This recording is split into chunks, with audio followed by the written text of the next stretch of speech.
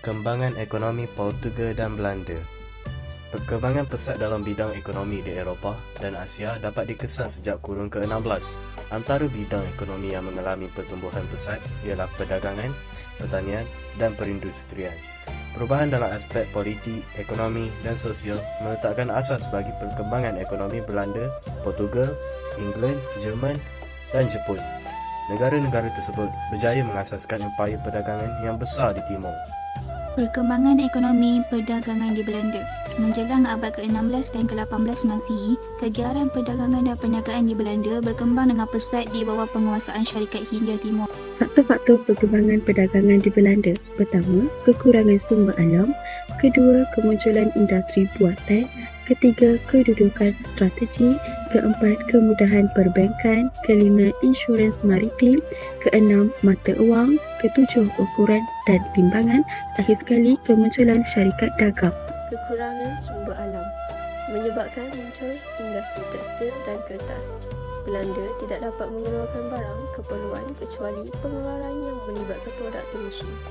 Belanda terpaksa mengimport barang keperluan dari negara lain. Perkembangan ini telah menyebabkan Belanda mengeksport barang-barang yang dihasilkan oleh industri tekstil. Contoh bahan mentah bagi industri kain diimport dari England, dan kain akan diproses dan dicelup dengan pewarna sebelum dieksport ke negara lain. Kekurangan sumber alam ini telah menyebabkan perkembangan perdagangan di Belanda sejurus membawa kepada perkembangan kegiatan perniagaan di Belanda. Kemunculan industri pembuatan. Kekurangan sumber alam menyebabkan muncul industri-industri yang menghasilkan produk daripada bahan import. Industri tersebut memberi tuan kepada penghasilan produk seperti barang tekstil dan kertas. Barang-barang yang dihasilkan oleh industri tersebut akan diimport semula ke negara lain. Perkembangan ini merancakkan aktiviti perdagangan di Belanda pada abad ke-16 dan ke-17. Kedudukan strategik. Kedudukannya yang strategik di pertengahan laluan perdagang iaitu bahagian timur laut dan barat daya Eropah. Belanda telah berperanan sebagai pusat pengedaran barang keperluan negara Eropah seperti gandum dan barley dari Poland ke Timur Prussia. Ianya terkenal sebagai pusat pengedaran barang dagangan yang telah membawa kepada perkembangan perdagangan dan perniagaan di Belanda. Kemudahan perbankan. Bank Amsterdam telah memudahkan pemindahan wang dan pinjaman kepada pedagang dan menyediakan modal bagi pedagang. Institusi ini juga berperanan untuk menyelaraskan pinjaman memperkenalkan bayaran melalui cek.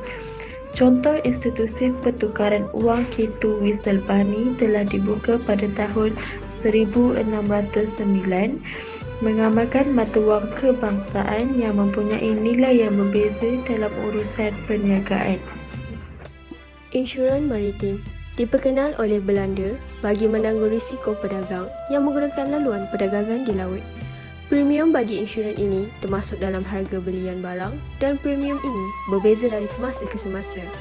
Hal ini dapat memberi dorongan kepada pedagang untuk menggunakan jalan laut bagi kegiatan import dan ekspor di Belanda.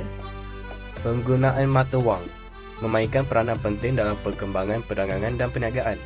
Dan setiap provinsi dan daerah mempunyai mata wang masing-masing. Contoh, wilayah Hoorn, Medemblik dan Enkhuizen mempunyai mata wang yang standard.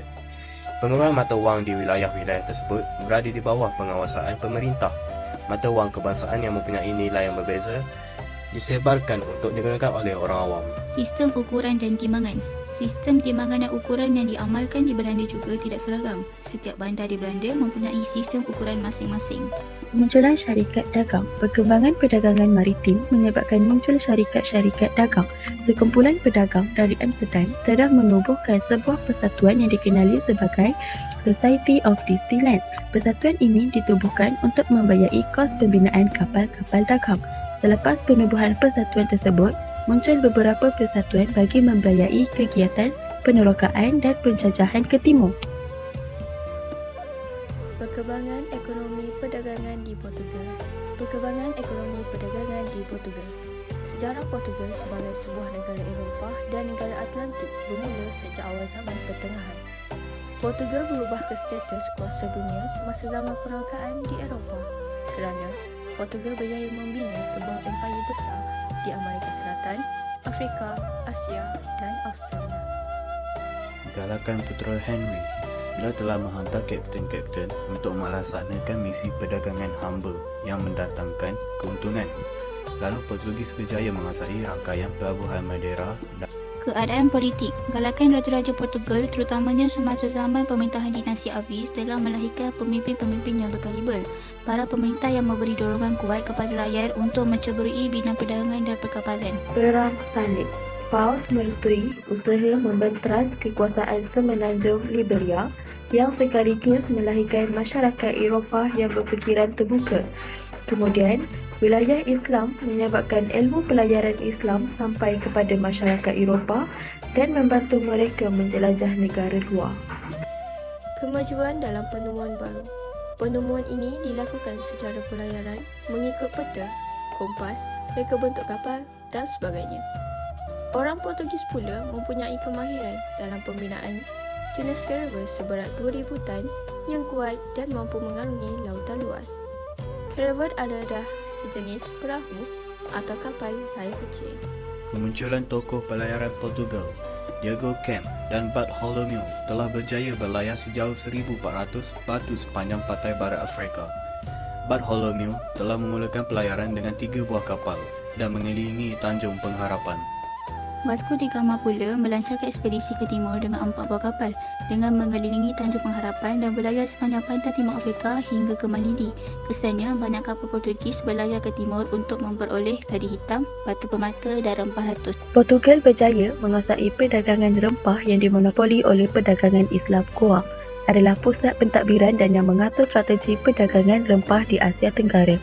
Kekayaan Portugal menyebabkan kuasa Eropah yang lain seperti Belanda, Inggeris dan Sepanyol datang ke timur. Kesimpulannya, faktor-faktor perkembangan perdagangan dan perniagaan di Belanda dan Portugal telah memberi banyak sumbangan terhadap perkembangan politik, ekonomi dan sosial.